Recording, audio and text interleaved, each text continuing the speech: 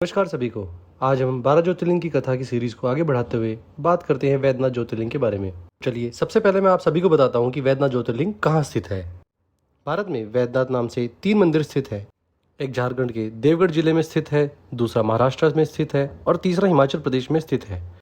शिवपुराण के अनुसार वैद्यनाथ ज्योतिर्लिंग की स्थापना महादेव के परम भक्त महापराक्रमी राक्षस राज रावण ने की थी। राक्षस राज रावण महादेव को कैलाश पर्वत से लंका ले जाना चाहता था ताकि वे अपना सारा जीवन भगवान की आराधना में बिता सके। अब मैं आप सभी को पूरी कथा सुनाता हूँ। उसके बाद में वैद्यनाथ ज्योतिर्लिंग से जुड़ी कुछ रोचक बातें आपको बताऊंगा।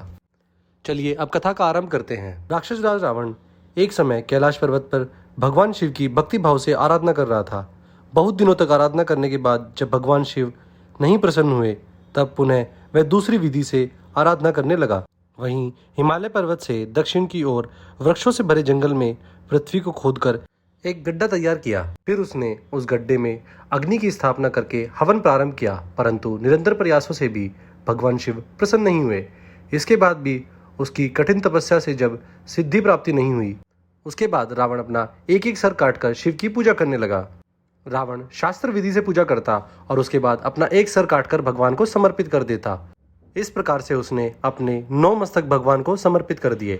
जैसे ही वह अपना अंतिम मस्तक काटने लगा तभी शिव उस पर प्रसन्न होकर प्रकट हुए और प्रकट होते ही रावण के सभी मस्तक पुनः जोड़ दिए। भगवान शिव ने राक्षस राज रावण को वर मांगने के लिए कहा। तब रावण ने विनम्र भाव से हाथ जोड़कर कहा, देवेश्वर, आप मुझ पर प्रसन्न हैं तो मैं आपको लंका ले जाना चाहता हूँ, मेरी मनोकामना पूरी कीजिए। रावण के इस कथन को सुनकर सभी देवगण घबरा गए और तब भगवान ने एक उपाय निकाला और कहा, राक्षस राज, तुम मेरे इस उत्तम लिंग को भक्ति भाव पूर्वक अपनी राजधानी में ले जाओ, किंतु ध्यान रखना, रास्ते में इसे यदि पृथ्वी पर रखोगे तो यह वहीं स्थापित हो जाएगा और तुम इसे पुनः उठा नहीं पाओगे। राक्षस राज रावण ने एक बार सोचा, फिर उसने स्वीकार कर लिया और उस शिवलिंग को लेकर अपनी राजधानी की ओर चल दिया। भगवान विष्णु ने इस समस्या के समाधान के लिए एक लीला रची। उन्होंने वरुण देव को रावण के पेट में जाने का आदेश दिया। वरुण देव के पेट में जाने के बाद रावण को देवघर के आसपास लघु शंका लग गई। रावण को समझ नहीं आया क्या करें। तभी उसे एक ग्वाला दिखाई दिया। रावण ने उस ग्वाले को ज्योतिर्लिंग पकड़ाकर लघु शंका करने चला गया। ग्वाले रूप में स्वयं भगवान विष्णु ने मौके का फायदा उठाते हुए शिवलिंग को वहीं रख दिया। वह शिवलिंग वहीं स्थापित हो गया। इस प्रकार रावण द्वारा किए जाने वाले तपस्या के फलस्वरूप श्री वैद्यनाथ ज्योतिर्लिंग की स्थापना हुई, जिसे देवताओं ने स्वयं प्रतिष्ठित कर पूजन किया। जो मनुष्य श्रद्धापूर्वक भगवान श्री वैद्यनाथ जी का अभिषेक करता है, उसका शारीरिक और मानसिक रोग अतिशीघ्र नष्ट हो जाता है। चलिए मैं आप सभी को वैद्यनाथ ज्योतिर्लिंग से जुड़ी कुछ रोचक बातें बताता हूँ। वैद्यनाथ मंदिर जिस जगह पर स्थित है उस स्थान को देवघर कहा जाता है, अर्थात देवताओं का घर कहा जाता है। देवघर में बाबा भोलेनाथ का पवित्र एवं भव्य मंदिर स्थित है।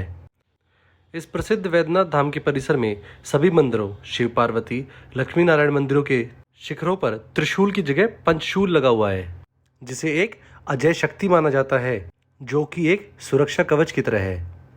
इस प्रकार का पंचशूल रावण ने अपनी लंका की सुरक्षाओं के लिए चारों ओर लगवाया था। इस विद्या का ज्ञान रावण को राक्षसों के गुरु शुक्राचार्य से हुआ था।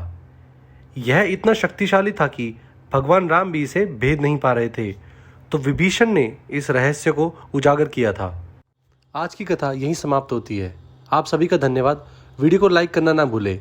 हमारा अगला एपिसोड नागेश्वर ज्योतिर्लिंग के बारे में होगा। तो बस हमसे जुड़े रहने के लिए चैनल को सब्सक्राइब करें और कमेंट्स में हर हर महादेव जरूर लिखना।